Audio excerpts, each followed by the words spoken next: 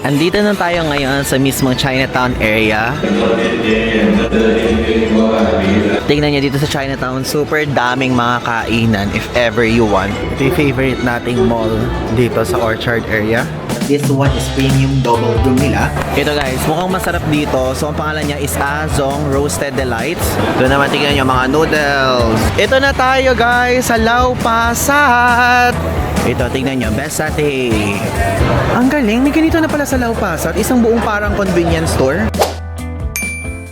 Hello guys! I'm back again with another vlog. At ngayon, dito po sa vlog na to, tayo po ay mag-iikot sa Chinatown area. So, yung Chinatown area, doon nyo po makikita yung Maxwell Food Center or Food Hawker Center, ganyan. And also yung Chinatown Complex na pinupuntahan natin lagi. Plus yung Buddha Tooth Relic. At doon din po yung area na kung saan mura mamili ng pasalubong. Or kahit anong mga Singapore souvenir stuff, ganyan. So ngayon, let's go there. But now, mag-brunch na muna tayo doon sa Chinatown Complex na kung saan yun yung pinakikita ko lagi sa inyo na masarap at murang kainan. Dali natin doon ang parentals. Let's go! So ngayon, mag-check out na tayo dito sa ating hotel. Dito sa Hotel 81 Premier Star. If ever kung di nyo pa po napapanood yung vlog about dito sa hotel na to, is feel free na panoorin nyo yung episode 1. And this one po, budget hotel po ito na perfect for family na merong malapit na bus stop and MRT station. Ang malapit dito na MRT station is ang Aljunied Station. Then, meron ditong bus number 2 and bus number 80 na malapit. Okay? So, kayang-kaya niyan kayong dalhin sa Bugis and everywhere pa yan. Ngayon, sasakay tayo ulit ng bus sa bus number 80. Pupunta naman tayo sa area ng Buddha Tooth Relic na. Hindi na muna tayo sa mismong train station ng Chinatown, bababa. Tapos, ang iniisip ko, nasa Maxwell naman muna tayo ngayon kumain kaysa dun sa Chinatown Complex para kakaiba naman, di ba? Bale, ito guys yung gamit natin. So tayo, GCash card yung pinambabayad na lang natin. Kasi meron tayong dalawang EasyLink card. Pero bawat isang tao kasi dito, isang EasyLink card dapat ang hawak. So, para hindi na tayo bumili, ito na lang Visa card natin yung ginagamit natin. Tapos yung dalawang extra natin, ito kay mother, tapos isa kay father. Ito tayo, dito tayo sasakay sa 80. Let's go. GCash card.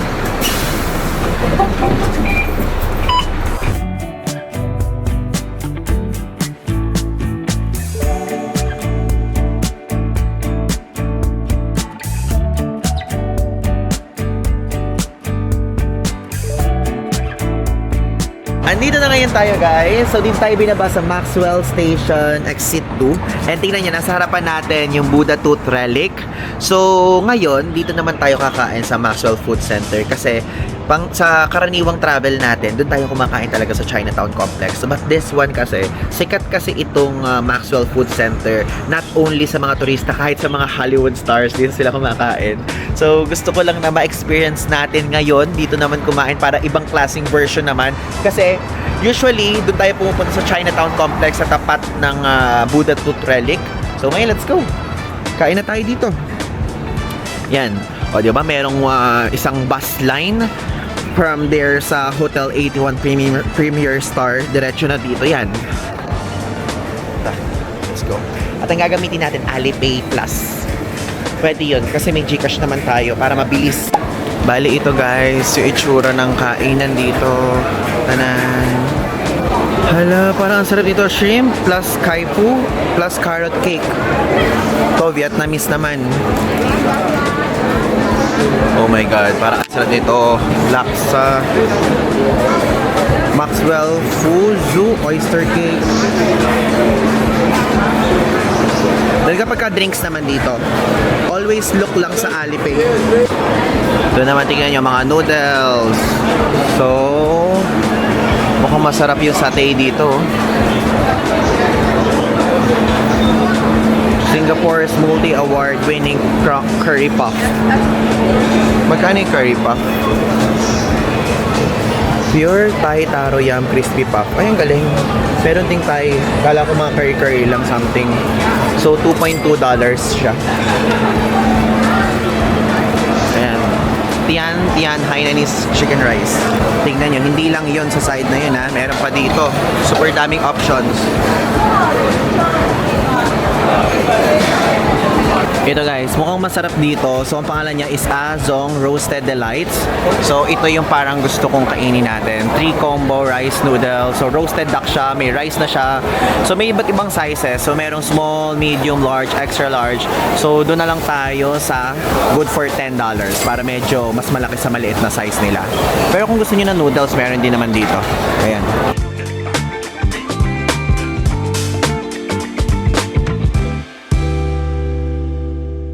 Ang pagbayad dito guys, scan nyo lang to kasi pwede dyan yung GCash sa Alipay. Then lalagay lang natin $30, 30 SGD. Type lang natin ganyan. Bali ayan, yung 30 SGD na yon is equivalent ng 1,428 pesos.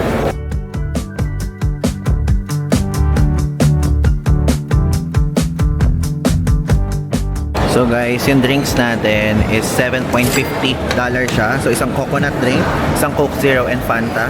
Tapos ito naman, yung tatlong meal naman na nasa red plate is $30. And this one naman is $8 together with the extra rice.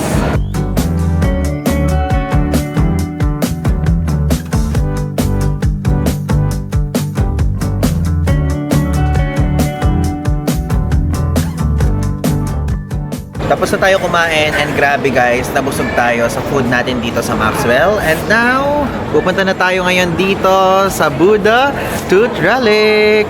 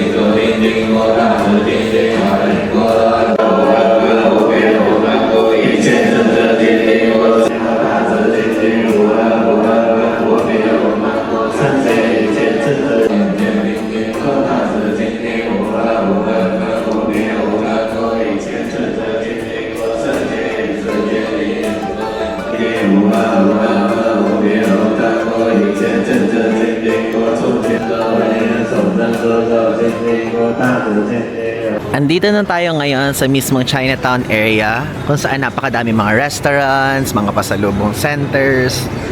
Yan. Ito na naman ang mahiwagang durian. So, isang piraso, $20. Ang mahal ha. Pero kapag bumili ka ng dalawa, meron kang libreng isa. So, sa mga addict sa durian, yan po yung price. And iba-iba yung presyo. Pinakamahal tong Black Gold King, $38 siya. Pinakamura itong Red Prawn, Musang King, $10. Diba? Ay, ang cute naman. Yung kapag ka hindi pa kayo marunong mag-chopstick. 2 for $10. Ayan siya, diba? Ito yung sinasabi ko sa inyo. Oh, Scorpio, traitor. Ay, bakit puro mga masasamang salita? Ngayon ko na napansin.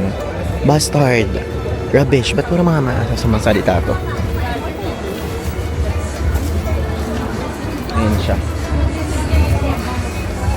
Ayan, mga 1 for $1. yung pang ano to, no? Salamin? Oo. Sa makeup. Tanananan. Isang piraso, 48 pesos. Ito yung pasalubong shop na sinasabi ko sa inyo.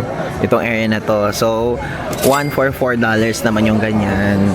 Pagka gusto niyo ng tumbler, $12 ang isa. Itong ganitong version naman, $10. Diba? Tapos ito, keychain, $1 isa. Mahal, isa piraso, $1. Ito, isang banig, oh, pangbukas ng beer, alak, 4 na piraso, $10. Kainit. Ang init. Bibilan mo ang mga iyong friends. Yes. Meron din dito mga ganito, oh, mga ano tawag doon, yung tawag ng swerte. Isang piraso, $8. May lighter din, $10. Oh. Ito naman, magnet naman siya na may photo here. Picture if ever. Akala ko may bell siya. Pero ito, keychain siya, $1 isa. Ito, meron silang alcohol dito. Magkano to? 3 piraso, $10. Alcohol to for sure. Ah, hindi. EDT na pabango. Huwag natin i-spray kasi sayang. Para sa bibili talaga. Full yung mismo ML na makuha niya. Ito, tignan nyo. Isang piraso, $12.90. Then, kapag dalawa, 24 naman. Ayan. Iba't ibang size. May small, XXL. Yan. Mga typical na mga pangpasalubong na t-shirt. Tapos dito naman sa side naman na to, postcards. Ang ganda ng postcards nila, hindi pang karaniwan. Yung tipong may mga design talaga. Tapos yung gold na ganyan. Yung nagsha-shine. Ito yung mga normal eh. Diba? Ito kakaiba.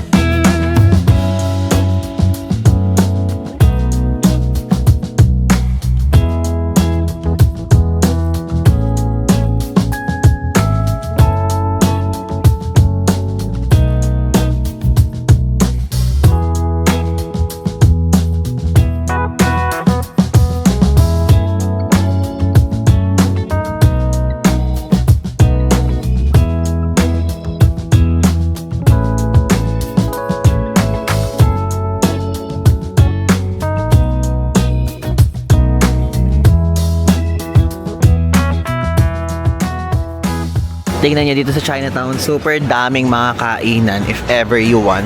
Kaya lang yung mga ganyan, medyo pricey ha. Mas mura pa rin sa Hawker Center. We're here na guys sa next stop dito sa Ion Orchard. Yan. Yan.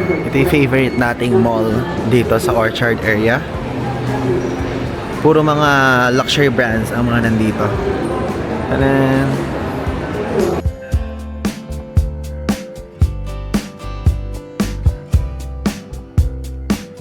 We're here again sa Ion Orchard area. So, alam nyo ngayon, dito sa trip na to, and again, ulitin ko na naman, first time kasi nating lumabas sa bansa, sa Pilipinas noon. Mother ko kasama ko, so ngayon, binabalikan naming dalawa kung ano yung mga napuntahan namin dito before. So, nire-reminisce lang yung moment, ganyan. And di ba nababanggit ko din sa inyo before, madalas tayo dito sa Ion Orchard na to. So, nagpicture-picture lang kami here. Tapos, maglalakad lang tayo papunta doon sa merong mga estatwa dyan. Then, di ba sikat na sikat dyan yung wafer ice cream na pinakikita ko din sa inyo before. So, balikan lang natin yon. Let's take it back a few good years to when the world was ending. Let's take it back to me and you. You called me up and said that you just got your driver's license and that there's nothing. Ngayon, we're walking naman dito kay tatay, kay Itay Ice Cream Wafer. Dahil bumibili sa kanya ngayon, oh. Ito siya. So, $2. So, ayun yung mga flavor. May chocolate chip, raspberry, sweet corn, durian, cookies and cream, salted caramel. Ayan siya. And yung may mga thumbs up, yun yung mga famous chocolate, raspberry, durian, cookies and cream, and salted caramel. Okay. Pretend like it's raining, talk about the weather. Play the tape when we were stupid kids, middle fingers up. I wanna know where those days go.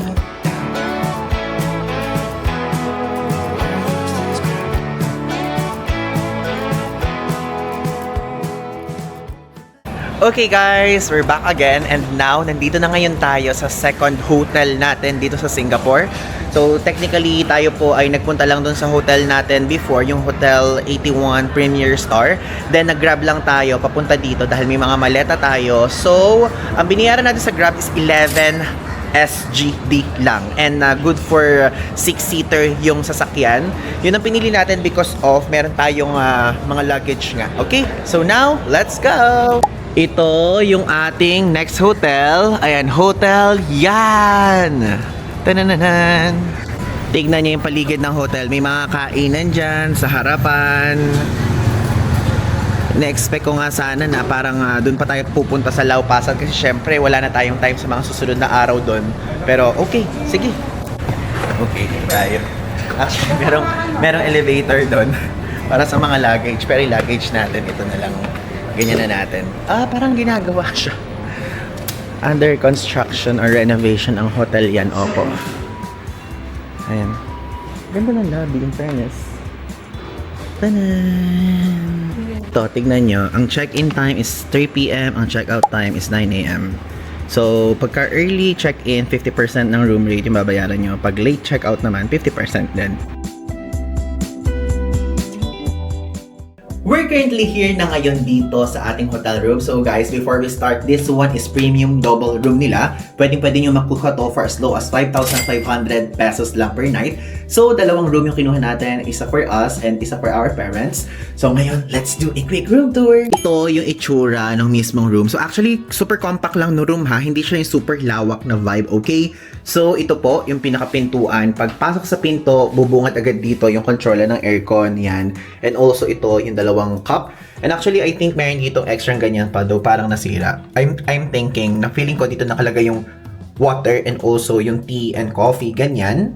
Dito naman sa side na to is ito po yung toilet area. Meron ditong bidet ha, if ever kapag kayaan po ang inyong deal breaker. Ayan, don't worry, dito sa room na to at dito sa hotel na to, meron siyang bidet. And ayan, may pa-tissue dyan. Ayan, yung towel na rin. And ganito siya, kapag ginanyan nyo to, mismong parang sliding door na to. Masasara dyan sa toilet area. Then mabubukas naman dito sa shower area. So ito naman yung shower area. Yan. Meron nasa pinakataas and also this one. So dalawa yung shower head. And ito ano to? Ba't apat? Shower gel, shampoo, conditioner, and ayan, body lotion. Body lotion yung isa. Yan siya. If ever kung gusto nyo ng privacy, nasasara siya na ganyan, ha? Ayan. Baka mamaya kasi hindi mo naman kakopol yung kasama mo. So, baka nahihiya ka ng slide. Ayan, may privacy naman na curtain. Ayan. Okay. Dito naman, ayan po, yung kanilang pa-sleepers. Yung sleepers nila, hindi yung basta pucho-pucho lang, makapal. And I like it. And dito naman sa side na to is yung refrigerator. Tanananan! Gusto ko yung maliit lang malalagay sa refrigerator, no? Kasi ayan no, space na agad to. Pero ayan, meron na din siyang mga nakalagay. Though I think hindi yan kasama, for sure may bayad yan. Dito naman sa side na to is yung luggage rack. Mamaya ilalagay natin yung maleta dyan. Meron ding pa TV, though yung TV na yan, hindi yan smart TV ha. Plus, ito yung bed. Ayan, tananana. Ito po yung double bed. Again, good for 2 packs yan. Dito sa side na to, sa right side, meron siyang bedside table. Na dyan nakalagay yung socket, yung electric kettle, and also, meron siyang pa-telephone plus tissue. So, since sira yung lalagyanan doon sa may tabi ng door, dito nakalagay yung yung dalawang bote ng water plus tea and coffee. Plus, alam niyo na appreciate ko to. Meron ditong pa-lamp. Ayan, may night lamp dyan. So, meron dito sa side na to and meron din here. Kapag kasi gabi, usually, pinapatay natin lahat ng ilaw. Then, isang ganyan lang yung nakabukas. Okay? And tanananan, sa taas na to, yung air condition unit. Ang lamig-lamig po ng aircon. I like it! Tapos, ito naman, yung cortinang part. Ay, medyo padilim na po. Pero ang nakakatawa dito, dyan sa baba, ayan po yung mini hawker center. So, meron ditong kainan. If ever, kung yun ang inyong problema, don't worry, hindi kayo magugutom here. Plus, dito sa harapan naman is yung Mercure Hotel. If ever you're interested booking this Mercure, ayan yung paligid niya. Nasa tapat lang yung hotel yan.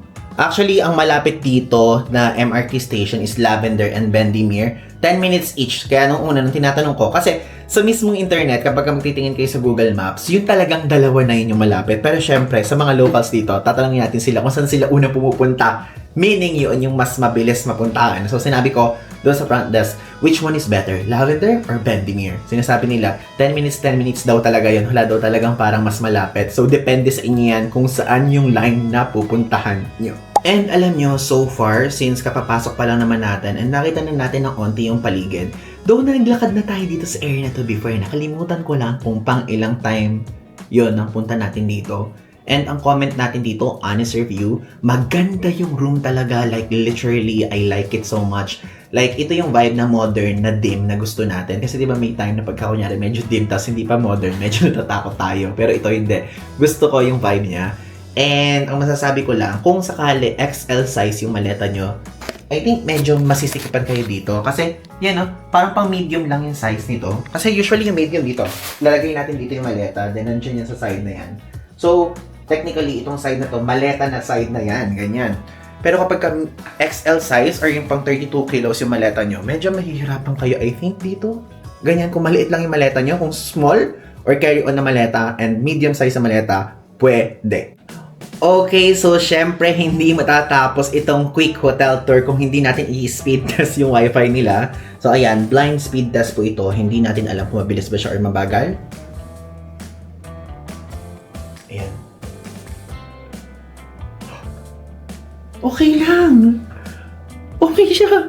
Actually, nung una ini-expect ko, kaya ganito yung reaction natin. Akala ko nung una mga 400 na abot kasi Singapore siya, pero hindi.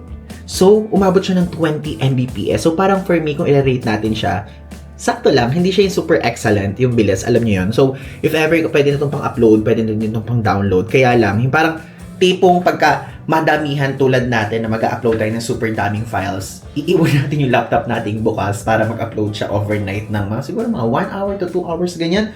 So, I think, okay na siya. Kung mag-upload lang naman kayo ng mga TikTok, Reels, ganyan, mga Facebook posts, or super quick lang, and also kung mag-video call kayo, kung nag-work from home kayo, pwedeng-pwede na to. So again, ito po yung bilis ng internet dito sa room natin. And take note, nasa dulong part po yung room natin ha. Pwedeng maging mas mabilis to kung nasa gitnang part kayo, I think. Kasi usually, yung gano'n naman yung mga sistema sa mga hotel, nasa gitna yung router. Okay, so tapos na tayong mag-settle dito sa room. May mga nagawa na tayong mga trabaho. And now, pumunta na tayo sa Lau Pa Sat for our dinner. So, time check, it's already 8:43 p.m. So, let's go. Let's call up rentals. Then, sumakay na tayo ng bus. Papunta doon. Kaya tayo ngayon dito sa bus stop na to. Bus number 130. So, diretso na yon papuntang Lau Pa Sat. From here sa Hotel Yan area. Ito yung bus stop, Hua Nam Building, 130.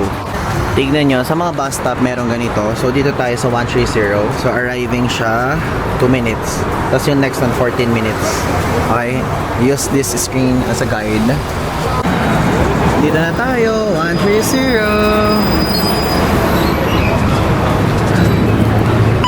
Ito na tayo guys, sa Lau Pa Sat. Yan, dyan tayo kakain ng dinner for today's video. Super iconic ng lugar na yan.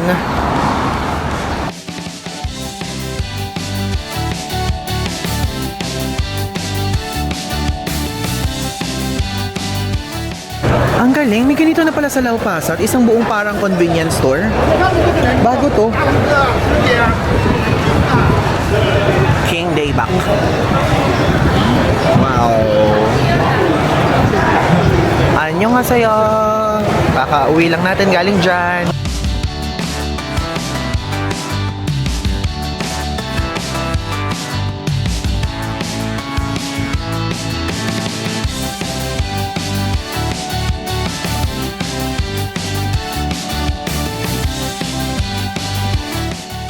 Okay, so ito yung kainin natin. Walang kasawaang chicken rice because yung ganitong klaseng food, dito natin siya sa Singapore matatagpuan. And ang ginagawa natin pag umorder tayo, kung pwede, ang in-order natin mix siya. Kunyari, roasted and steamed. So, $8 siya. Or ito naman, roasted chicken and lemon. Di pa tayo nakatikim ng lemon dito sa trip na to, no? Try natin to, roasted chicken and lemon chicken naman. Cutlet rice. May kasama na siyang pipino and rice mismo na may lasa.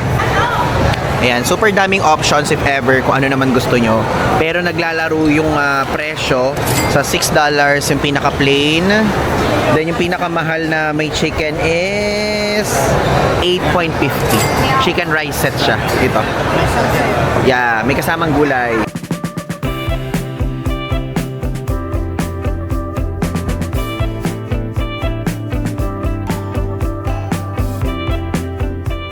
Okay guys, so nandito ngayon tayo sa Best Satay 8. Again, ayan siya. So ito yung Lau Pa Sat area. So dito siya paglabas, yan ang bubungad sa inyo. Actually, umorder na tayo pero half lang din ulit yung order natin kasi busog kaming lahat. So hindi natin mauubos.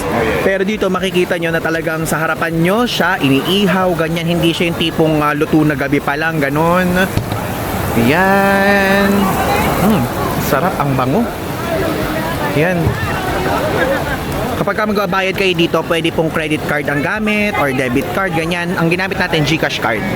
Again, best satay 8 ang piliin nyo. Yan ang sikat dito. Okay, bigay na natin to. Ito, tignan nyo. Best satay. Mga ganyan. Though hindi siya Michelin. But it's okay. Masarap yan. Na-try na natin before. Patikim natin sa parentals. Yan. So, number 64. Ayan siya. Wait, wala pa eh. Pero ayan yung itsura ng mga binibenta dito. May prawns, may beef, may chicken. Thank you. Ayan siya. Ayan. Thank you. Thank you so much. Ito. Binili natin ang nakaganito para kapag hindi natin naubos is pwede nating i-take away. Pero pwede din kayo mag-dine-in dito. Ay, napakalawak oh. Lawak na upuan. Dito tayo umupo before sa pangalawa. Dito naman tayo ngayon.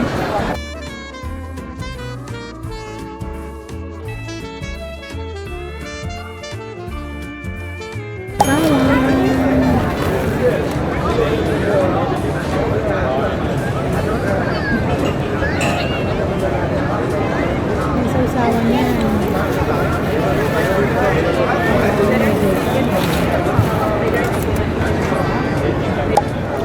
Tignan mo dati, masarap. Lambot.